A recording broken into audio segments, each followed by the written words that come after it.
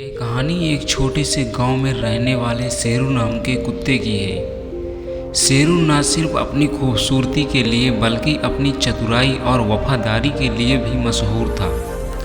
वह गांव के चौकीदार की तरह था, जो रात को जागकर गांव की रक्षा करता और दिन में बच्चों के साथ खेलता। शेरू का सबसे अच्छा दोस्त था महेश, जो गांव के सबसे बड़े किसान ठाकुर साहब का बेटा था। महेश और शेरू एक दूसरे के बिना नहीं रह सकते थे। दोनों का दिन साथ में खेलने और खेतों में दौड़ने से बीतता। शेरू की बुद्धिमानी का आलम यह था कि अगर महेश कहीं छिप जाता तो शेरू उसे तुरंत ढूंढ निकालता। एक दिन गांव में एक बड़ा त्योहार मनाया जा रहा था। हर साल की तरह इस बार भी गांव के लोग पास के जंगल में बसे मंदिर तक पैदल यात्रा करते थे। इस यात्रा के दौरान सभी लोग मिलकर गीत गाते और ढोल नगाड़ों के साथ चलते। इस बार महेश और शेरू भी इस यात्रा का हिस्सा बने। जंगल घना था और रास्ते में कई ऊंची नीची पहाड़ियां थी। शेरू हर समय चौकस था, जैसे उसे कुछ गलत होने का अंदेशा हो। जैसे जैसे दिन ढलने लगा, जंगल में अंधेरा घिरने लगा।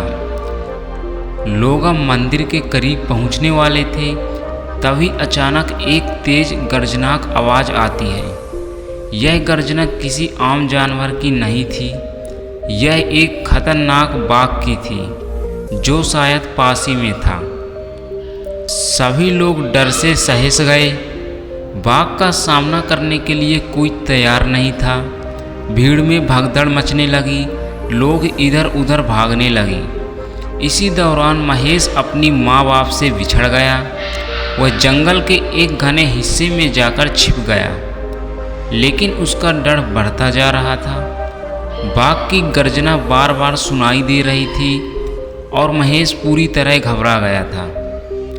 इसी बीच शेरू अपनी सूझबूझ का परिचय दिया। वह तुरंत समझ गया कि महेश कहीं फंस गया है। उसकी सूंघने की ताकत इतनी तेज थी कि उसने तुरंत महेश की गंध पहचान ली और बिना किसी डर के जंगल की ओर दौड़ पड़ा। बाघ अब और भी पास आ रहा था। उसकी आंखों में भूख की लाली थी। शेरू, जो किसी भी खतरे से नहीं डरता था, उसने बिना देरी किए बाघ की ओर दौड़ लगा दी।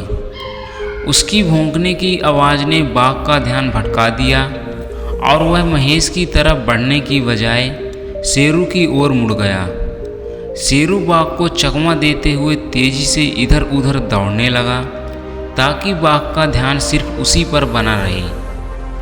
महेश, जो अब तक एक पेड़ के पीछे छुपा हुआ था, शेरू की समझदारी से आश्चर्यचकित था। शेरू अपनी जान जोखिम में डालकर उसे बचाने की कोशिश कर रहा था। इस दौरान गांव के कुछ लोग, जिनके पास लाठियां और मसाले थीं, शेरू की भौंक सुनकर उसकी मदद के लिए दौड़ पड़े। शेरू ने बाघ को इतना उलझा दिया था कि गांव वाले पहुंचने में कामयाब हो गए। उन्होंने शोर मचाया, जिससे बाघ डरकर भाग गया। बाघ के जाते ही शेरू थककर जमीन पर लेट गया और वह बहुत खुश था कि उसने महेश को सुरक्षित बचा लिया।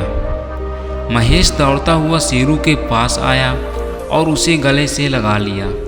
उसकी आंखों में आंसू थे, लेकिन उन आंसुओं में डर नहीं, बल्कि अपने दोस्त के प्रति प्रेम था। गांव के लोगों ने शेरू की बहादुरी की। सभी को पता था कि अगर शेरू ना होता तो महेश को बचाना नामुमकिन था। उस दिन के बाद शेरू को गांव के रक्षक के रूप में देखा जाने लगा। वह सिर्फ एक कुत्ता नहीं था, वह गांव के हर व्यक्ति के दिल में बस चुका था। ठाकुर साहब ने शेरू के लिए गांव में एक बड़ा सम्मान समारोह आयोजित किया, जहां उसे गांव का वीर की उपाधि दी गई। शेरू की बहादुरी और वफादारी की कहानियां दूर दूर तक फैल गई। शेरू अब भी रोज की तरह गांव में घूमता और बच्चों के साथ खेलता, लेकिन उसकी आंखों में अब एक नई चमक थी। वह जानता था कि उसने अपने जीवन का सबसे बड़ा काम कर दिखाया है और सबसे बड़ी बात, उसने अपने सबसे अच्छे दोस्त महेश को सुरक्षित रखा था।